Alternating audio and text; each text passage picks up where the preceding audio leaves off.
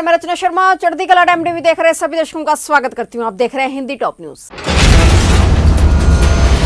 किसान संगठन आज सुबह 11 बजे से गाजीपुर बॉर्डर से पलवल तक ट्रैक्टर यात्रा निकाल रहे हैं। किसान नेता राकेश टिकैत की अगुवाई में ये ट्रैक्टर रैली निकाली जा रही है। 8 जनवरी को किसानों की सरकार के साथ 8वें दौर की बातचीत तय है, लेकिन इससे पहले आज किसान बड़ा प्रदर्शन कर रहे हैं। अगर 8 जनवरी की बैठक से हल नहीं निकला तो 9 जनवरी को कृषि कानून की कॉपी जलाने की तैयारी है। साथ ही 9 जनवरी से ही हरियाणा में किसान संगठन घर घर जाकर लोगों से संपर्क शुरू करेंगे और 26 जनवरी के दिन दिल्ली में ट्रैक्टर परेड की चेतावनी भी दी है। एक्सप्रेसवे पर किसानों की ट्रैक्टर रैली से पहले पंजाब के कई शहरों में ट्रैक्टर मार्च निकाला गया। 26 जनवरी को किसानों ने ट्रैक्टर रैली का ऐलान किया है। इसके लिए घर घर जाकर लोगों को जागरूक करने का काम किया जा रहा है। आज की रैली के लिए महिलाओं का बड़ा जत्था ट्रैक्टर पर सवार होकर पहले ही टिकरी बॉर्डर पर पहुंच चुका है।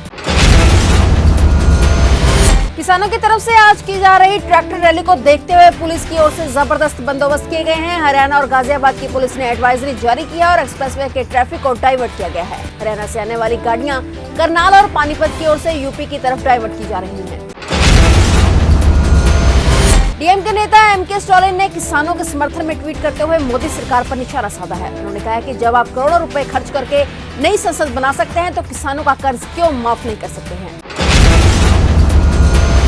किसान आंदोलन का 43वां दिन है। आज तैयारी दिल्ली की घेराबंदी की है। अन्नदाता अपने ट्रैक्टर पर सवार होकर और देश की राजधानी के चारों ओर बने पेरीफेरल एक्सप्रेसवे पर सरकार को अपनी ताकत दिखा रहे हैं। किसान संगठन ने चेतावनी दी कि आज की ट्रैक्टर रैली 26 जनवरी को निकालने वाली रैली का ट्रेलर होगा। कैपिटल हिल में इलेक्टोरल कॉलेज की प्रक्रिया चल रही थी, जिसके तहत जो बाइडेन के राष्ट्रपति बनने पर मोहर की तैयारी थी। इसी दौरान हजारों की संख्या में ट्रंप समर्थकों ने वॉशिंगटन में मार्च निकाला और कैपिटल हिल पर धावा बोल दिया। देखते ही देखते सभी समर्थक कैपिटल हिल की ओर चले गए और सुरक्षा बलों ने इसी दौरान उन्हें रोकने के लिए लाठीचार्ज, आंसू गैस के गोलों का इस्तेमाल किया। कैपिटल हिल के परिसर में ही इस पूरे बवाल के दौरान एक महिला ट्रंप समर्थक को गोली लग गई, जिसके तहत वहां अब तक 4 लोगों की मौत हो चुकी है। जब पूरे इलाके को खाली करवाया गया तो ट्रंप समर्थकों के पास बंदूकों के अलावा अन्य खतरनाक चीजें भी बरामद हुई हैं। ट्विटर, फेसबुक और यूट्यूब ने अमेरिकी राष्ट्रपति डोनाल्ड ट्रंप के पोस्टर अकाउंट पर एक्शन लिया है। दरअसल जब वाशिंगटन में बवाल चल रहा था तब डोनाल्ड ट्रंप ने अपने समर्थकों को संबोधित किया। इस दौरान उन्होंने समर्थकों से घर जाने की अपील तो की, लेकिन अमेरिकी चुनाव और इस हिंसा को लेकर कुछ ऐसे दावे किए जो गलत थे। यही कारण रहा कि हिंसा न बढ़ पाए, इसलिए ये एक्शन लिया गया। प्रधानमंत्री नरेंद्र मोदी ने गुरुवार को अमेरिका के वाशिंगटन में हुई हिंसा पर चिंता व्यक्त की है। प्रधानमंत्री नरेंद्र मोदी ने कहा है कि लोकतंत्र में सत्ता का हस्तांतरण शांतिपूर्ण ढंग से होना जरूरी है। अपने ट्वीट में प्रधानमंत्री नरेंद्र मोदी ने लिखा है कि वाशिंगटन डीसी में हिंसा और उपद्रव की खबरों से उन्हें दुख पहुंचा है। इस तरह के प्रदर्शनों के जरिए लोकतांत्रिक प्रक्रिया को नुकसान नहीं पहुंचाया जा सकता है।